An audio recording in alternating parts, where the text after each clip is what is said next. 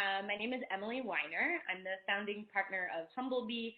We're a consultancy focused on capacity building and expansion in mission-driven organizations and environments. And I'm here and so stoked to talk to you a little bit about the principles of effective meeting design and facilitation. So today we have a handful of key objectives. We're going to reflect on the relationship between meetings and decision-making in business and organizational life. We're going to learn different levels of decision-making. We'll understand how to use meetings as a tool to promote greater engagement among employees. And in doing so, we're going to learn a few different things. We're going to learn 4 principles for effective and engaging meetings that you would always want to follow, 5 design elements of meetings to consider when you're designing or in the planning phase of any given meeting, and 7 of the most important facilitation guidelines. So just to be clear and level set with who you might be or when you might use what we're about to be talking about, I'm really talking about a context in which you perhaps as a leader or a team member are going to be facilitating a meeting with either your staff or your peer colleagues at your level, perhaps like a mixed stakeholder level group, but that when you are responsible for preparing an agenda or what is about to happen in any sort of chunk of time when people are together, whether it's a digital meeting, an in-person meeting. In my mind, I included in my definition of a meeting is something like a half or a full day staff retreat. So all of those things count as meetings, just so that we're all on the same page with what type of environment I'm talking about when we're talking about these principles, these design elements, and facilitation guidelines. Awesome. So to start, I'd love for us all to think about this question. Why do we even have meetings? Is it to learn new information? Is it to share our thoughts or reactions to something that just happened? Is it so that we can plan a next step? And if so, how does that all happen? A handful of key types of meetings are very common. They are what's listed here on your screen: presentations, open discussions, managed discussions, status reports, and brainstorming sessions. So a presentation is exactly what it sounds like. Frankly, it's something like this, where there's one speaker sharing information and all of the other participants in a meeting in that physical space together are just sort of receiving information. An open discussion would be, say there's a group of 8 of us and we're all just kicking around whatever someone may have brought up.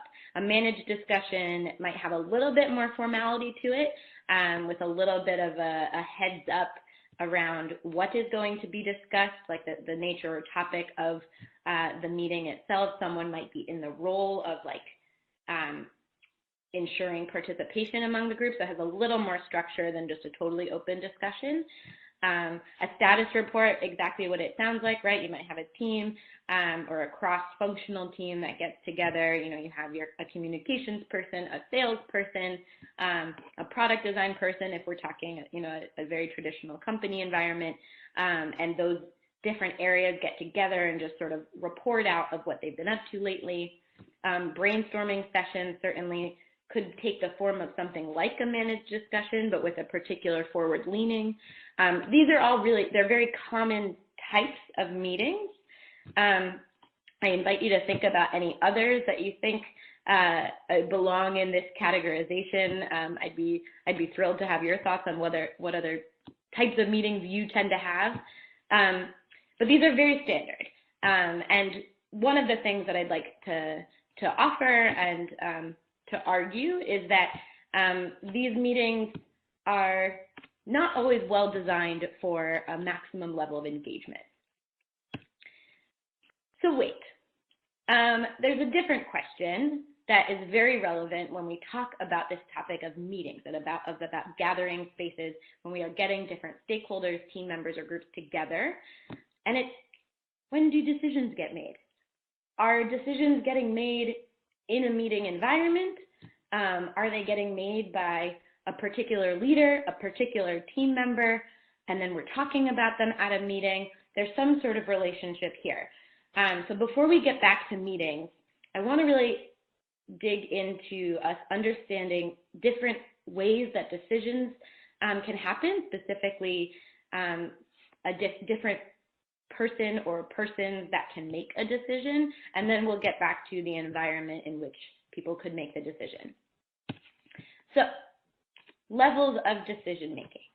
I'm offering 5 here. This comes from some of my coursework studies in organization development. We often talk about this 5-level categorization.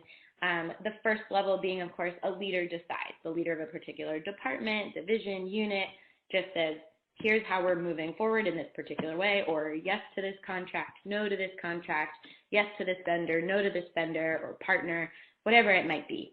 The leader decides. That's it.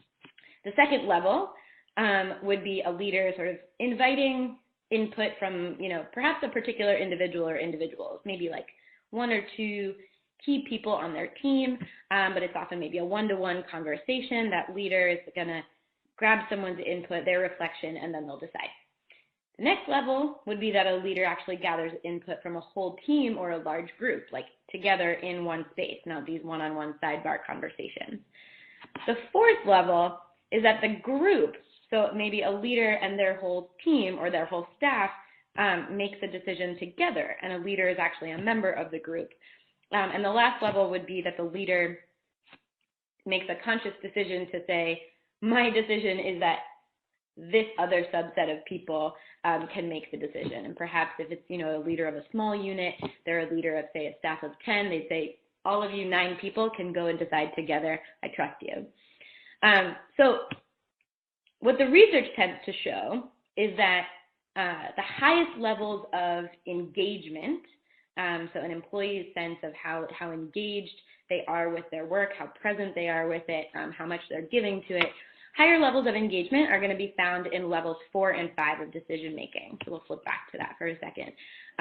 So people feel more engaged when they are part of the decision making process, or they'll feel more engaged when, again, if it's a leader, someone who's in a higher up or a higher ranking position than them, or maybe even a collaborator that typically makes a certain scope of decisions, but then decides to punt it to you, you're going to feel more engaged. And yet at the same time, many of the decisions that are made in very, traditional organizational life fall in that level 1, 2, or 3, right? The leader just decides, or the leader talks to a particular employee, or a partner, or one team member, gets a little input and just decides. But again, to reinforce this point, we know that higher levels of employee engagement are going to be found at those more like group involvement levels.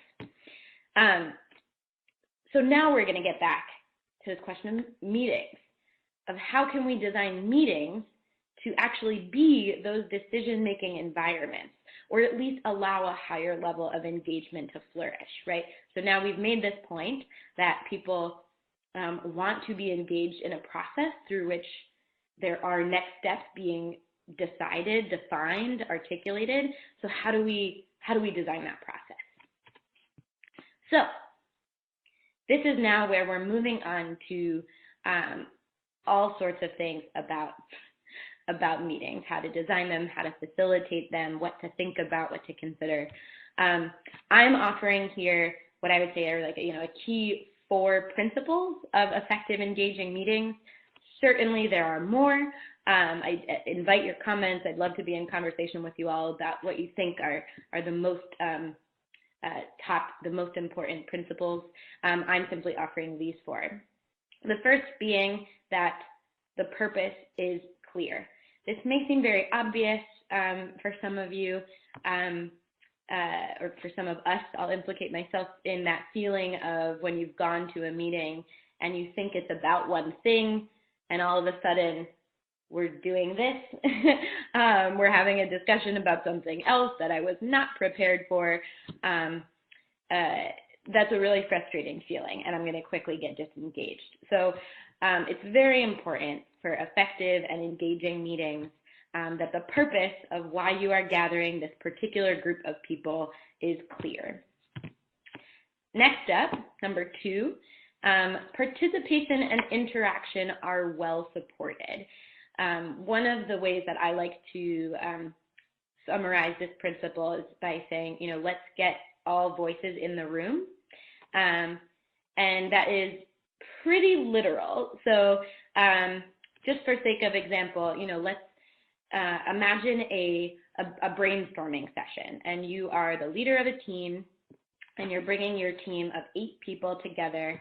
A common format for that might look something like this. It might look like you're at the front of a rectangular conference table, your team is all around it, and you say, this particular setback just happened. Our distributor is no longer able to deliver some of our products. What should we do? And you kick it in an open question style and ask everyone to give voice to that. Well, what we commonly know is that not everyone is going to participate that way. It's easier for some people to answer an open call question like that than it is for others. There's Pat Sanigan in his book, Collaborative Action for Leaders, writes about the rule of 4, that in a meeting of anywhere between 10 and 40, 50-ish people, we can expect that 80% of the participation would be driven by 4 people, which is disproportionate, right? So we do instead want to figure out ways to invite participation and interaction. So we'll talk a little bit later about some common solutions to this, but there are some really simple design mechanisms to get people, if they're not comfortable talking in like a fuller group, a larger group context, to maybe even talk with each other and still give them that feeling of being heard. And that brings me to the next sub-point there of, using partner and small group activities. Often people can feel really lost in larger group environments. So if we give people a smaller, partner, groups of 3, 4, to generate even a few ideas or answer a priming question, it just, even if they don't speak up for the rest of the meeting, it gives them a sense of participation and engagement, which is really important. The one last tidbit I'd love to share on that point is the work of Amy Edmondson, who is largely credited with doing work on psychological safety, which is essentially, a shared belief that it is okay to take an interpersonal risk, to ask a question, to share an idea, to share something vulnerable about yourself. And, I mentioned her and I mentioned that term because we know increasingly the research tends to show that psychological safety is very, very, very important for effective teams. Google 3 years ago did a massive study that uncovered it was, their number 1 dynamic for effective teams after studying like 180 of their own teams. So we know that it's important, and what we also know is that there are little day-to-day practices in the meeting room, in the conference room that we can do to support interaction among smaller units of people so that people build this sense of psychological safety, this sense that it's okay for me to share. It's okay for me to add my voice to this conversation, to speak up when I have an idea or a dissenting opinion. There are little design choices we can do to promote that feeling. So the third principle of effective and engaging meetings that I'm offering is that multiple learning styles are taken into account and even leveraged. So we can think about different learning styles in, I often think of 3 different categories. Some folks are visual learners, some folks are auditory learners, they learn by hearing information, and other folks are like kinesthetic learners, so they really need to be moving and in their bodies, whatever movement might mean to them, but like doing, very tactile. And so we can design our meetings such that we're actually using more of this. I think commonly in meetings we are either looking at a PowerPoint together and that's it. That's the primary mechanism of media we're engaging with, or we are listening to one another talk. There are ways that we could be incorporating all 3 a little more effectively. And finally, and this feels quite key to the foundation of, I know, how we do our work at Humblebee, is we never, ever, ever want to design a meeting to guide people toward a decision that has already been made. I invite you all to think about a time in which that circumstance may have been something you were a part of, maybe you experienced directly yourself. It's not always a fun feeling when we realize that we're in a meeting environment, invited to have a particular conversation or share some ideas or reactions, and we realize that, oh, I think my comments here don't actually matter. It's a very fast way to get disengaged. So we want to ensure that we're really crystal clear, again, back up to that purpose principle, that we know why we're having a meeting, and why we're having a meeting is not to lead people down a particular path. If a decision has been made, it's been made. We don't need to have a meeting to invite people to try to realize that that decision is the right thing to do. Awesome. So now we're going to talk a little more nitty-gritty about design. So we know these principles. We understand, we want to make sure people have a sense of purpose, that they're offered opportunities to participate, to interact, all of these things. But now, mechanically, what are we actually looking at? We're looking at these 5 key elements, and we're going to go through them through an example on the next few slides. The first design element is a structuring invitation. That's a fancy term, essentially, for saying an offering of what we're about to do, or a question for participants to answer, or an activity for them to complete. That's a structuring invitation. How the space is arranged and what materials are needed. Again, this is talking primarily about physical meetings, though increasingly we can talk in the digital space of, technologies like Zoom allow you to break out into different rooms. Are we talking about space, digital space arranged as one big room or one big presentation? Are we talking about different, breakout groups and still other materials that people might need to have on hand at their, at their home, at their office, wherever they may be, if they're remote? Same thing applies. The third design element is how participation is distributed.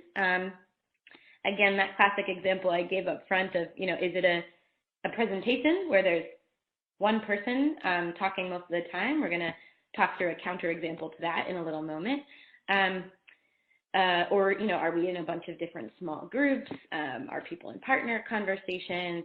What is, and who gets to talk when? That's all the mix of, how participation is distributed, and this fourth variable of how the groups are configured. So again, participation is really about like how many, or, what percentage of the total meeting attendees are participating. And the fourth design element here, how groups are configured, is about really how they're participating. Are they in conversation with one another or the full group, things like that.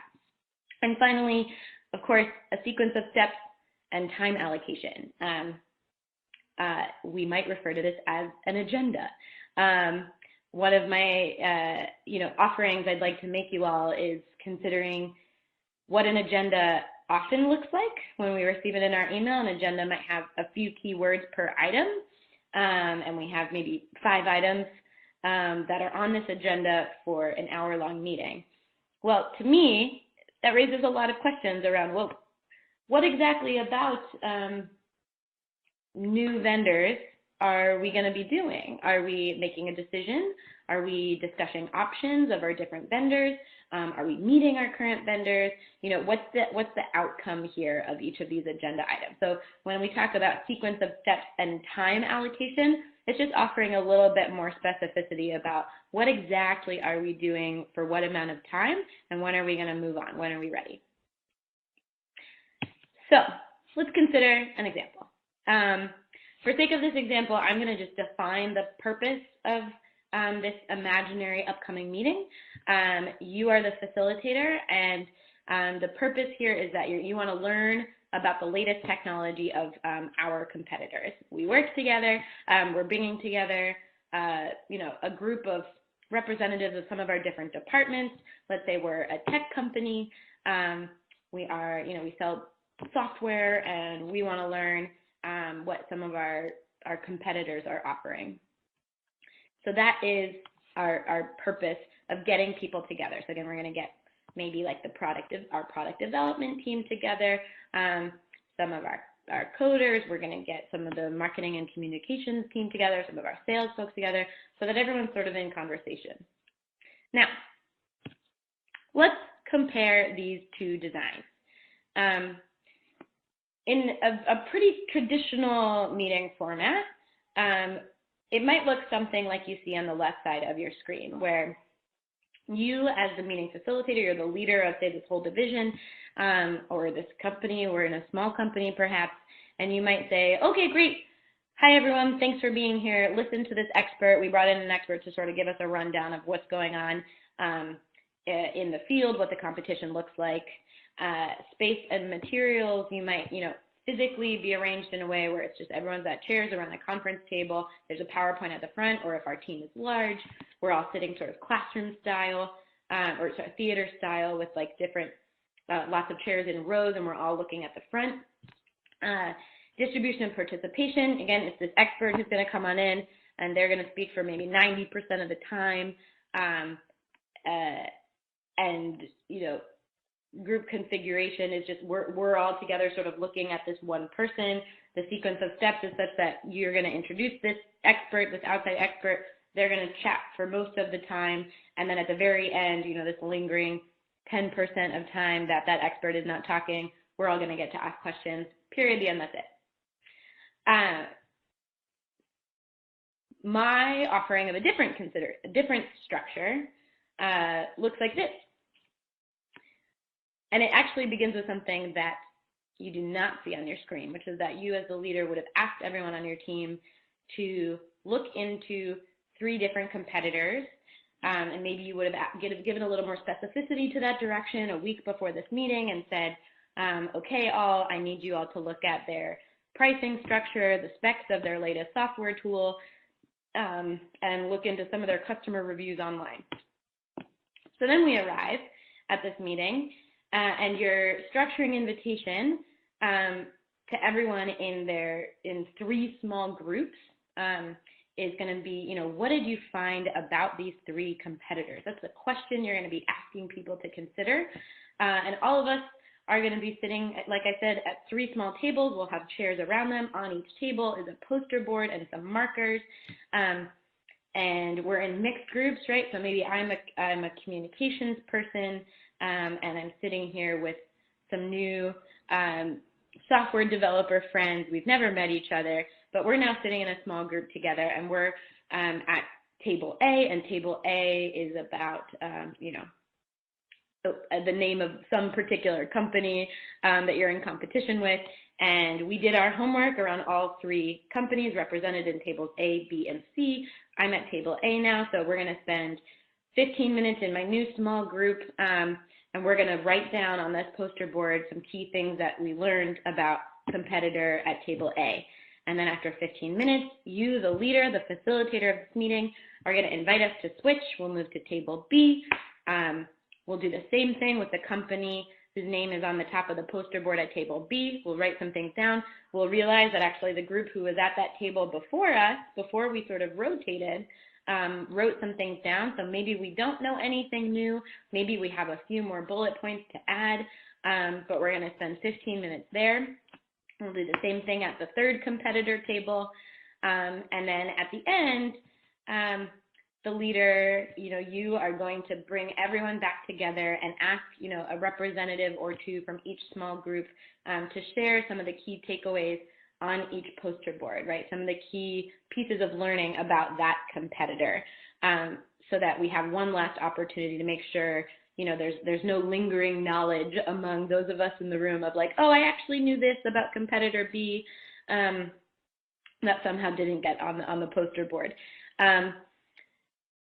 But that's essentially a different structure of what is essentially a learning meeting. The purpose of the meeting is to learn about competitors, share knowledge and information. So I want to ask you, what do you notice as you hear me describing these 2 different ways of designing a meeting with the same purpose? What do you notice about the difference between the two of them?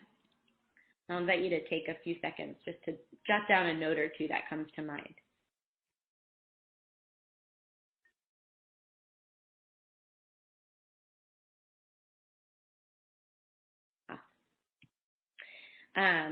Nope, we're actually not going to go there quite yet. So for some of you, you may have noticed that, well, that second one sounds, maybe for some of you, you might think it sounds like a lot, or it sounds intense, or it's a little more complicated, or it feels pretty neat. It feels like people would be more involved.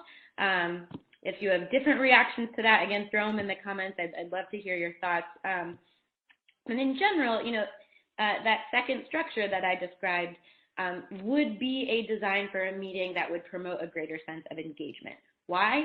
Because everyone's voice is in the room. People tend to be more comfortable engaging and, you know, being in conversation with other people in small groups than in like a big group format. You know, you're more accountable to maybe a small group of like 3 or 4 people than you are if you're sitting in a big row looking at a presenter at the front of the room. That's an easy time to be looking at the emails on your cell phone. But this is that second meeting structure that I described is a really hands-on way that pretty much demands people's participation. So it's inevitably going to make people feel more engaged. In some ways, whether they like it or not. It also builds relationships across different stakeholder groups that you know, that may not have known one another before. All of these things are really healthy and have all sorts of other like softer pieces of added value that go well beyond just sharing information about the competitors. All right, so now I'm going to offer a few of my favorite activities that promote engagement and collaboration when you're in meeting environments like that. Again, I gave an example of a meeting whose purpose was rooted in like learning, essentially, learning about competitors. The same principles apply when you're doing something that's more rooted in decision making, right? You want to make a decision about an upcoming restructure, or maybe there are 5 or 6 existing ideas about an upcoming restructure and you want to prioritize them. The same guidelines that we were talking about all throughout apply. You want to be clear with your purpose, and you still want to design in ways where people can have their voice heard, get all voices in the room. And so these are a couple of other activities that tend to promote that sense of engagement, involvement, collaboration. So I'll describe them briefly and then point you toward further resources. This top one here, 1, 2, 4, all, very simple. It's a great way to open a meeting where you might have a larger group of, you know, at least 8 people. And essentially it works like you as a facilitator would ask the group of attendees a priming question, something that's relevant to what you're going to be unpacking, you know, during the meeting. You ask them a priming question. You know, maybe the meeting is ultimately about priming the pump for some new programs or new products in your organization or in your business, and you ask some sort of inspiring question that's aligned to where you want to be going, like, you know, what's your most memorable experience with a piece of new technology, right? If we're in a tech company example, what would happen in 1, 2, 4 all is that everyone is invited to answer the questions first for themselves. That's the one person part. After a minute of silent reflection, we're going to engage as pairs. So you're invited to split folks into pairs, and we'll do a little pair share. This is me and my imaginary pair talking about what we just reflected with. And then we kick that out into a group of 4. So we as a pair share with this other pair now, and now we're a group of 4, just sort of collectively sharing our answers to that opening question. And then the all part, so 1 person, 2 people, 4 people, and then all is the full group where you as the facilitator would ask for a couple key takeaways from each, you know, pod or small group of 4. It's a very quick way to, again, follow that principle of all voices in the room, immediately gives people a deeper sense of engagement, of presence in your meeting and whatever you're about to do for the rest of your agenda. And it doesn't take long. We're talking like if you ask, a quick and easy question, that can be done in like 10 minutes, depending the size of your group if you're about under 20.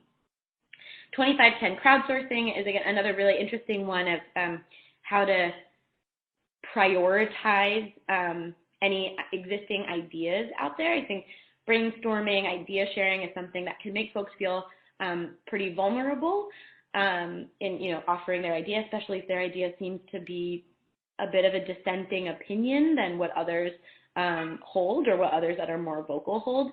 So 25-10 crowdsourcing, I invite you to look it up on liberatingstructures.com.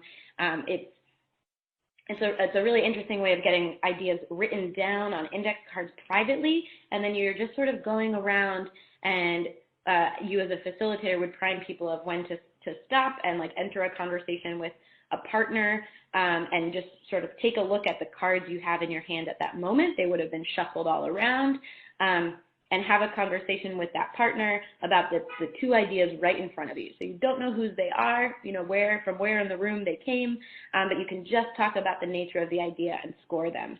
And there's more complexity to how you end up prioritizing down the line, but I invite you to check it out online.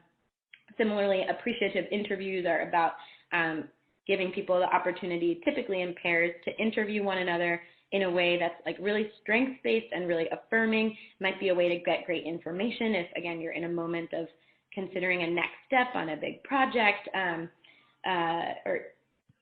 many things where you might want to get information about people's personal experience. Appreciative interviews offers a great format for people to be able to do that in a partner context where people tend to feel safest sharing.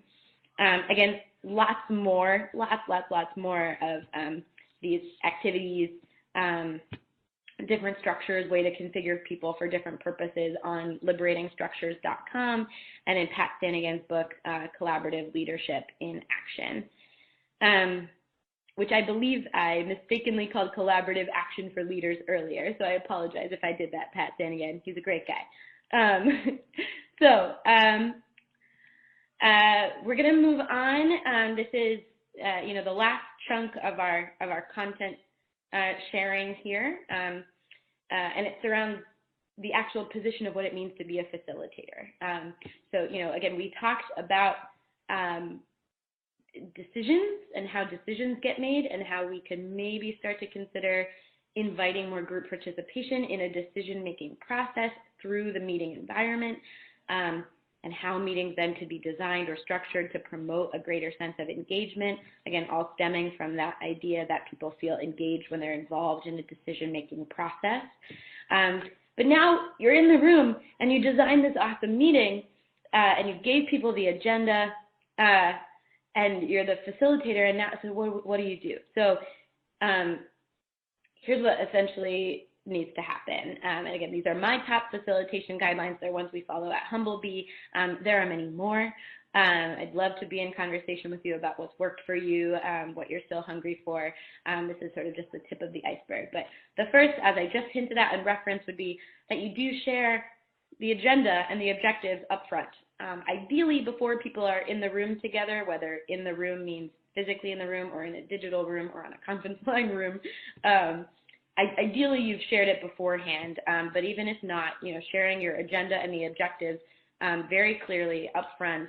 And I want to just even add that the specificity here is really important. The specificity of, we're here today and our objective is to gather ideas, or is it to prioritize ideas, or is it to actually make a decision? If it's not yet to make a decision, if it's just in the idea stage, give people a sense of what's next. This is the scope of today's agenda.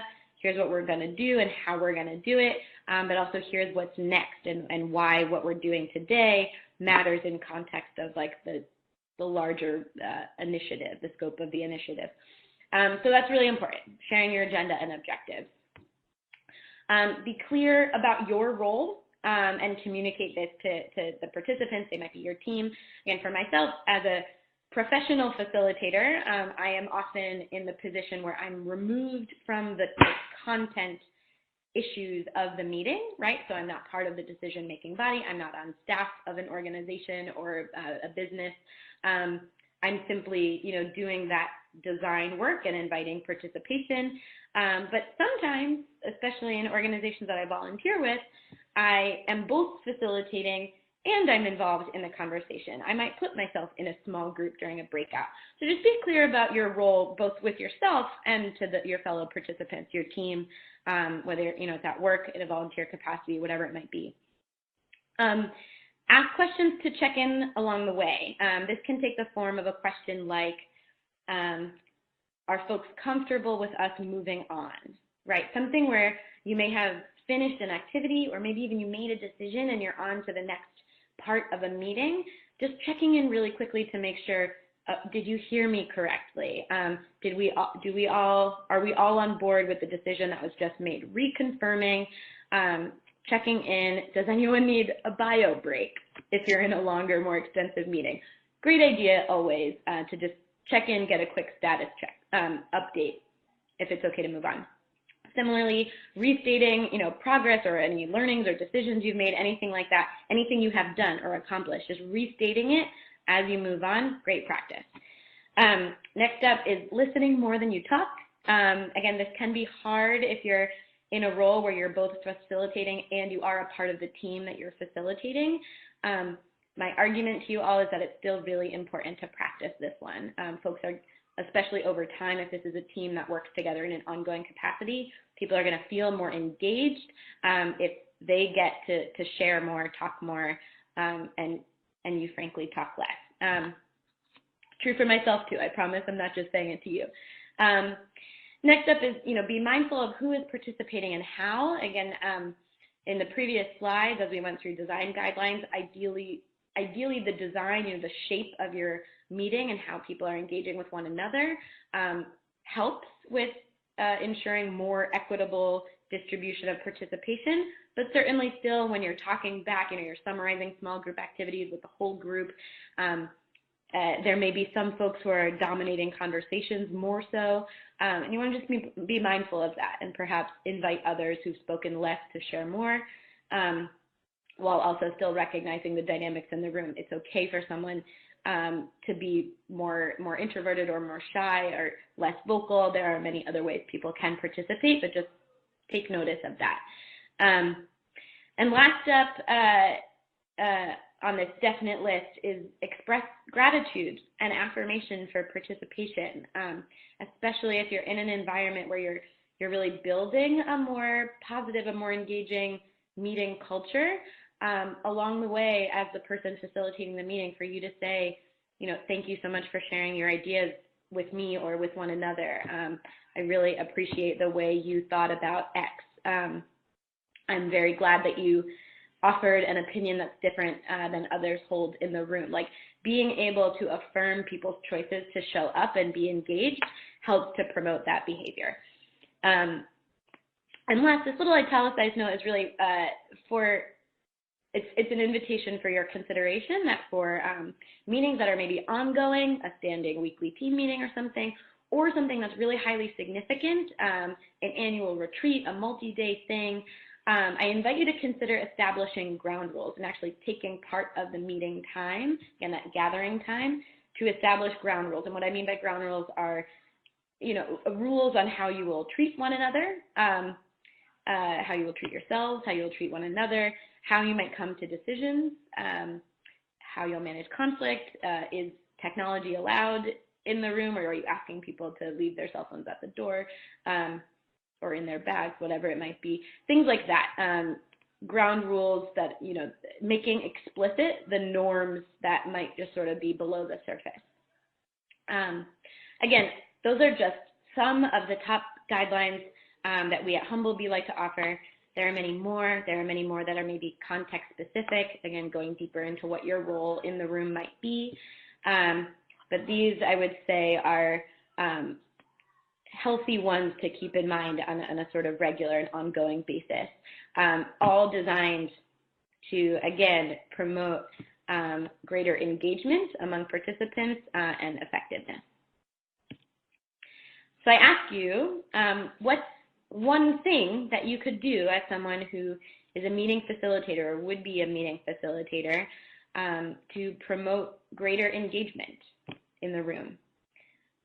We covered a lot, so my invitation here for you is to take even just 15 seconds and jot down one key idea that you are going to practice or do moving forward.